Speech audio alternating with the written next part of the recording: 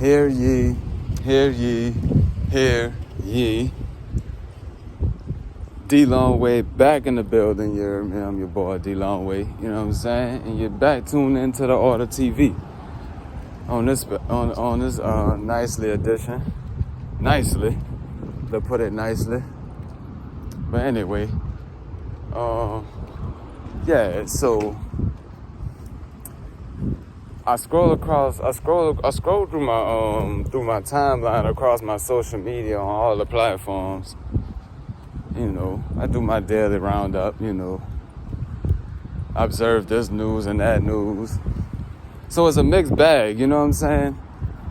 I'm gonna start with it's a couple of topics I'm gonna go across. Sports, hip hop / rap, drill rap, you know what I'm saying? And I'm gonna just start with I'm gonna start with the sports. Getting into it. I couldn't get into it without mentioning Tom Brady. Excuse the wind out here. Conditions are kind of crazy out here this morning. But yeah. So I got the news that Tom Brady, quote unquote, is officially retiring through Adam Schefter. Usually when he reported, he's usually on the money, right? Because with Schefter, I take his word more to the bank anyway. You dig what I'm saying? Because what winds up happening with Schefter, like Schefter got a nice little background. You know what I mean? And usually, basically, case in point, when he says something, I usually take it as law. You know what I'm saying? Because a lot of media people tried him before. And they failed, you know what I'm saying? So, yeah, he official like that in my book when it comes to football news and stuff like that. And Todd McShay, to a greater extent, to a similar extent, Todd McShay too, but coming from Schefter, and one other point when he mentioned Tom Brady's retirement, I had to scratch my head for a second. But then Brady came with the news himself, you know what I mean? I wanted to hear from the horse's mouth, per se, so the horse has spoken. Well, the goat has spoken, came from the goat's mouth, excuse me. That's just a nickname that I have for him anyways, too, like, you know what I mean? He won seven Super Bowl rings as the starting quarterback on all those teams.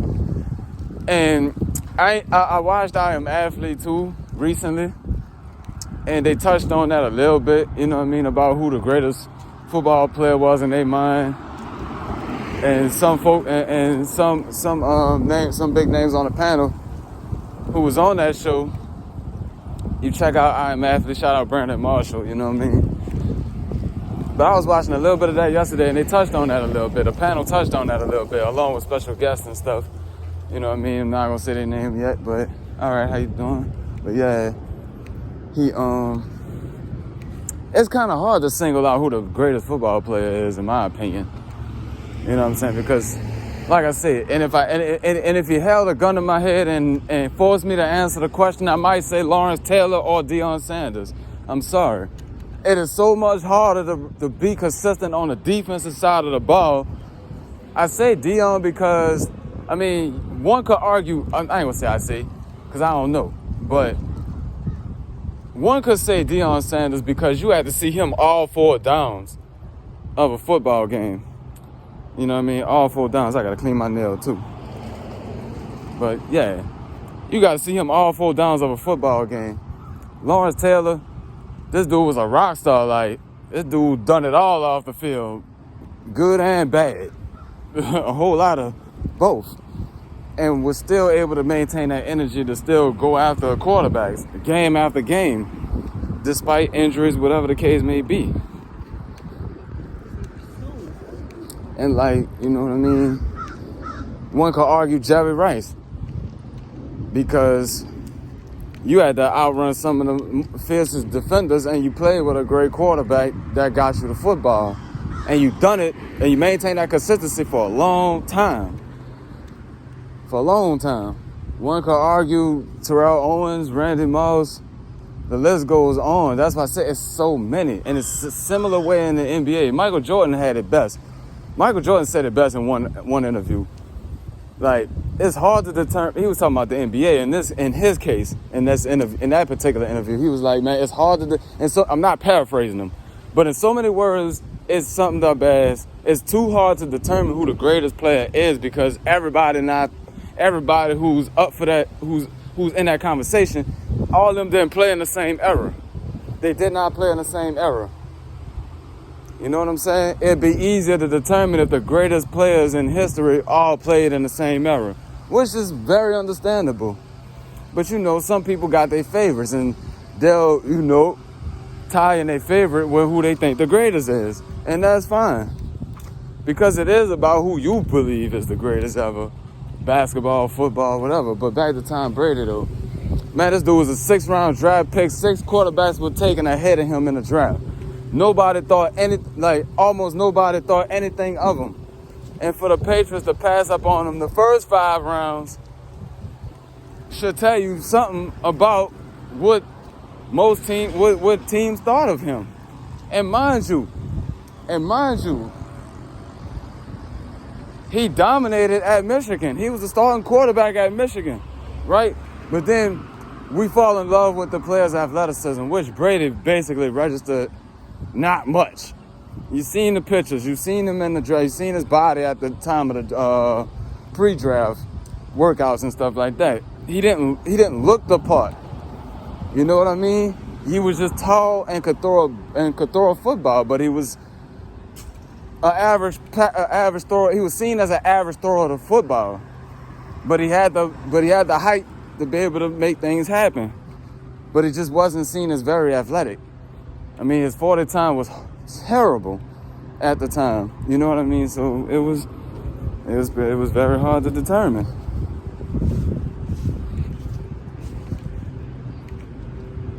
And mind y'all, when he stepped in and won the first Super Bowl ring, he wasn't even a starting quarterback that season. He replaced Drew Bledsoe. After Bledsoe got injured, suffered an internal bleeding after taking a crushing hit from Brian Cox against the Jets, I believe. I'm not sure which part of the season that was, but I would assume it was I'm not even going to assume what part of the season it was because I'm freestyling right now. All right, good morning. Because he freestyling right now. I'm freestyling right now. But anyway, he took the job over. You know what I mean? And Super Bowl came and he was announced the starting quarterback and the rest was history. Well, not quite. They gave Drew Bledsoe his job back the next season. They gave him a chance to win his job back. They gave him a shot to win his job back. And somehow, some way, Brady ends up with the job again. This time he keeps it. And now the rest is history. And you're going to have some naysayers. That's he didn't win Super Bowl MVP for every last one of those rings. Like I said, it's a different, football is a different game from basketball. This ain't this where the comparison to Michael Jordan stops. I mean, it stopped at it stopped once Brady won his 7th title, but won his 7th title as a starting quarterback. But Michael Jordan won Finals MVP behind all 6 of his titles. And although football's a different game, different sport, Brady didn't win Super Bowl MVP behind all those championships. But he was the star. But him and Jordan do share that they were the stars behind. They were the main stars behind all those championships. But the fact that he was able to remain as consistent as he played, remain as consistent as he was. 22 seasons played. It's hard to play. It's hard to do anything for 20 years in this era. So if you maintain your consistency at your craft, at whatever you do in life, and you done it for 20 plus years straight, salute to y'all. You hear me? Keep it going if you can. You hear me? But all right. Salute to Tom Brady on his retirement. It was a hell of a career. You definitely in the top tier of the greatest players of all time. Like, you definitely top tier in that discussion. There's going to be a lot of talk, especially if you come down to the greatest in sports history, combining all sports, baseball, hockey, whatever. You know what I mean? It's gonna make for a hell of a discussion for years to come. Like, now, moving over to the drill culture, not so much of the drill culture, but rap, hip hop. Man, it's bittersweet for me as a fan, cause I grew up bumping gangster rap. You know what I'm saying? Like, I from fresh out the womb bumping gangster rap. You know what I'm saying? My whole life, hardcore rap, all that. You know what I mean? Even hip hop. Even smooth hip-hop and stuff like that. You know, as I got older, I started to learn about different facets of hip-hop as far as listening to the music is concerned.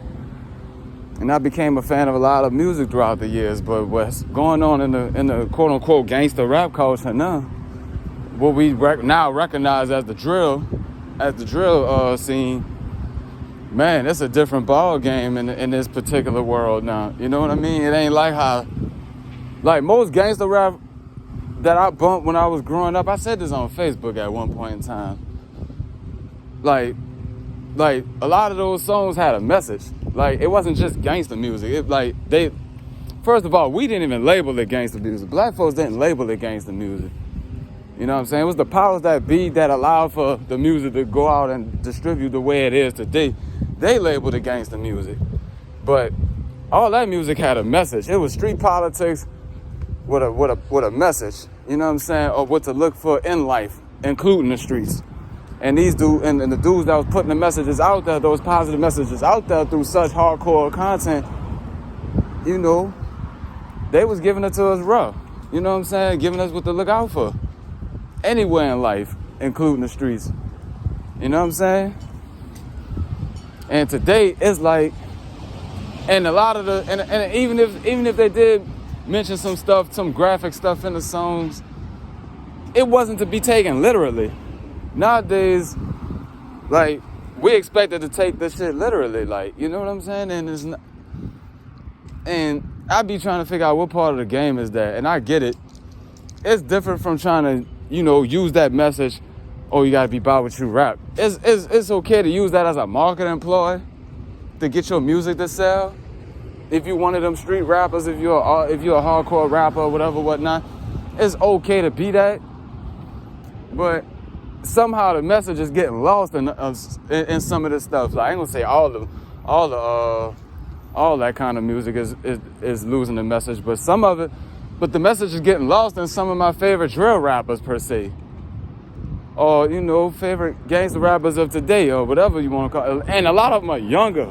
They are younger now, like, you know what I mean? So they not as, I mean, shout out to Ice Cube, because he was able to maintain that balance and still, you know, and keep that content as genuine as possible, like, you know what I'm saying?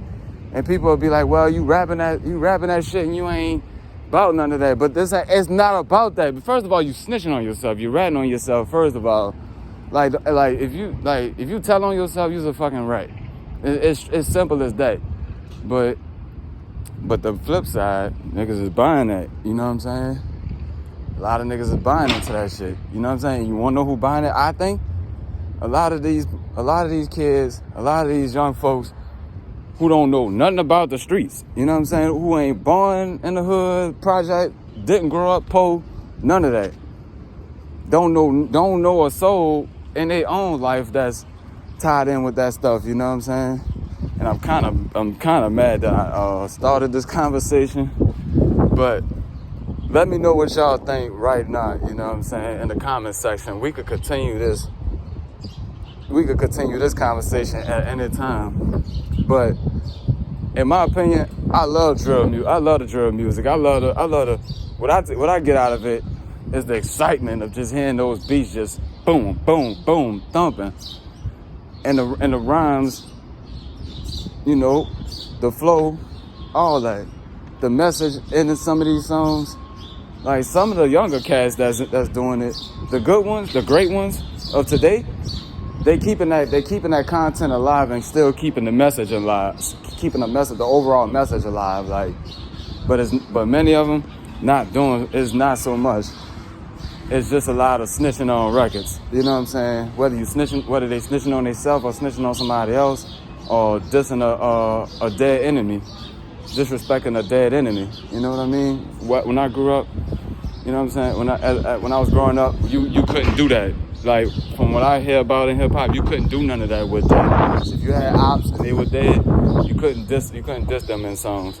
Nowadays, these dudes don't give a fuck. You know what I mean? And that's the part that kind of hurt as a drill fan, like as a drill music fan of the music. You know what I'm saying? I'm never in these dudes' lives like giving a damn about what they do outside the studio, because at the end of the day, like, shit. If you want to make some noise, if you want to make some noise to a fan like me, you got to come with that music. You know what I'm saying? And I do like to hear more about, I do like to hear raw, edgy music without all the bullshit involved, without so much of the bullshit involved. Even from some of my favorite rappers, from drill rappers that's mainstream. But like I said, we could continue this conversation, man. Like, share, subscribe, man. It's your boy Dee Longway, signing out from the Order TV. Till next time. Peace.